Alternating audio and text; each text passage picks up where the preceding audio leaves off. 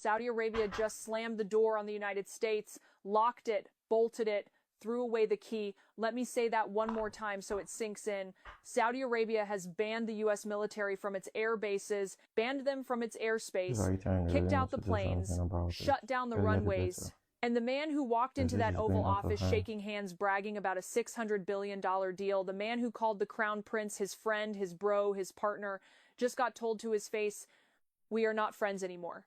This is what happens when you treat foreign policy like a real estate deal. Trump rolled out something called Project Freedom on social media on a Sunday afternoon. Navy ships through the Strait of Hormuz, escorts for tankers. A whole military operation announced in a post like he was promoting a steakhouse. And he didn't tell the Saudis, he didn't tell Qatar.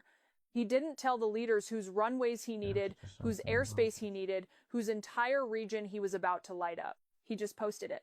The response was immediate. Iran went after a South Korean cargo ship, a UAE vessel, a port in Fujairah, escalation in real time, exactly what the Crown Prince had been warning about for months. So MBS picked up the phone and let him have it. Seriously? You're doing this again? In February, you and Netanyahu launched on Iran without telling us. Now you're doing it a second time? Enough is enough. No more bases. No more airspace. We are done. And here's the part that should make every American stop scrolling. Trump tried to call back, tried to smooth it over, tried the bro routine, and the answer was no. We are not your bros. We are not your friends. The region cannot afford another war because of your impulses. The Middle East is being bankrupted by a war you started and refused to end. So no, the runways are closed. Within 24 hours, the same man who promised to escort ships through the Strait of Hormuz pulled the entire operation, a public surrender, to Iran because the bases he assumed he owned were taken away. The airspace he assumed he had was shut. He found out the hard way that hotels and golf courses and personal favors do not buy a country's military.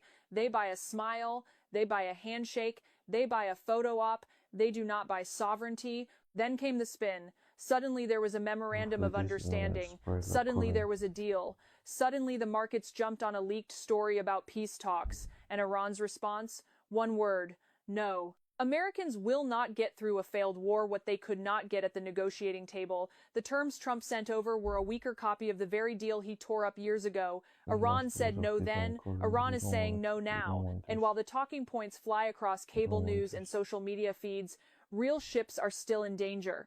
Real sailors are still in harm's way. Real families back home are watching gas prices climb, watching their savings shake, watching a man bluff with their lives. He bet the country on a friendship that did not exist. He bet your safety on a bro that was never his bro. And the bill... Guys, sorry for pausing the video. Hi guys, welcome to my YouTube channel. If you're still new, I really appreciate for coming in. But talking about the facts that is going on now, why did Trump just think that he can do something? You know, you and this person discussed on this, you went behind his back to upload the news on that. That's not making sense at all. Not at all. Because I don't know why. Okay, now you're trying to call back, oh, well, bro. You know, you guys are actually bro. You guys are actually close. Why would you do that? And the anointing, that was not the first time he's doing it. This is not the first time. You don't take business like that as if it is a real estate business. No. Please, guys, I would like to hear your opinion on this. I would really like to hear your opinion on this, please. And if you're actually new, please do subscribe, and also your comment is very, very important to me, because definitely I really want to hear from you guys. Trust is just a man yelling at a locked door, and tonight the locks are not on his side.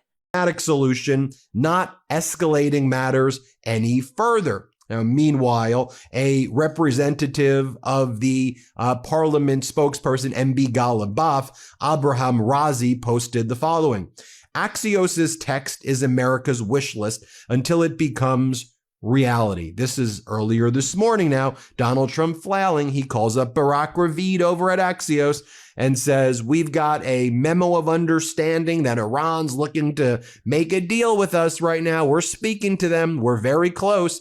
And Iran's response is no. Axios's text is Americans' wish list until it becomes reality. Americans will not obtain through a failed war what they failed to gain in face-to-face negotiations. Iran has its finger on the trigger. and is ready if they do not surrender and grant the necessary concessions, or if they or their devilish hench-dog allies tried to act mischievously. We will deliver a harsh and regret-inducing response. And this is where Barack Ravid's at as of 2 hours ago. Remember earlier this morning, he made all those social media posts about there's a deal and we're going to be so close. And then the markets soared based on Ravid's post. This is what he does now. He posts, as U.S. awaits Iran's response to the peace framework, Trump said the U.S. and Iran have had, quote, good talks over the last 24 hours and expressed confidence that a deal is possible in the coming days. Folks, they're not speaking. This is all made up. This is all a bunch of BS. More lies from the Trump regime. Meanwhile, the Wall Street Journal, senior U.S. officials told the Wall Street Journal editorial board that here's what the U.S. is demanding of Iran. You see, the so-called Memorandum of Understanding was the U.S. sending Iran the terms of surrender. We've seen these terms before that Iran has rejected now for months. It's why there hasn't been a deal. It's why Iran still firmly controls the Strait of Hormuz and nothing is happening. Here's what was posted. Here's what the Trump regime has demanded. A 20-year enrichment ban, hand over all enriched material, attestation it doesn't seek nuclear weapons, dismantle Fordow, Natanz, and Isfahan, ban on underground nuclear work, on-demand inspections, penalties for violations. In other words, the Trump regime is asking for a weaker version of Obama's deal from over a decade ago that Donald Trump criticized. And Iran is still saying, no, we're not talking about anything nuclear. We're talking about security guarantees first. We're talking about removing sanctions from Iran. Then we can get to nuclear talks later. But you need to get through the first barrier with us, which is security guarantees and reparations. So they're rejecting the weak. I want to speak directly to Saudi Arabia regarding the current situation in the Gulf. What is happening right now is very serious, and it affects regional stability, global trade, and security across the world. We had initiated a plan known as Project Freedom, designed to protect international shipping routes through the Strait of Hormuz. But reports indicate that Saudi Arabia has decided not to allow the use of its airspace or military facilities for this operation.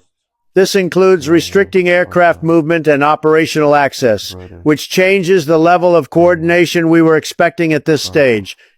I have already had direct discussions with your leadership, and while the conversations were respectful, no agreement was reached to move forward.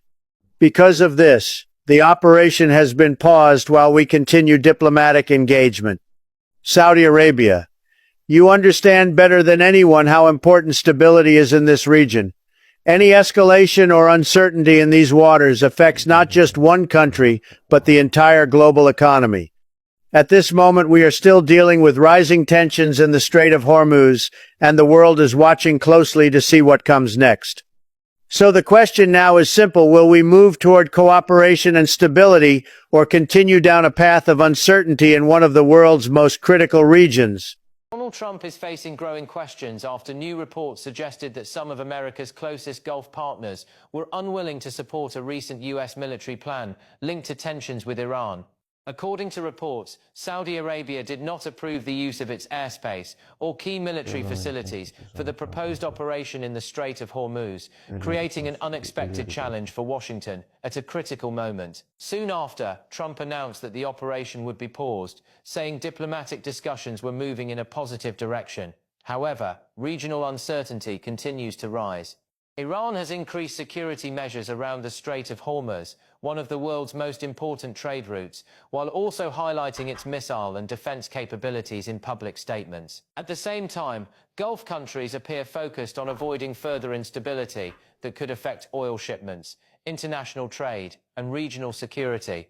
Analysts say the latest developments show how carefully countries in the region are balancing diplomacy, defense, and economic concerns.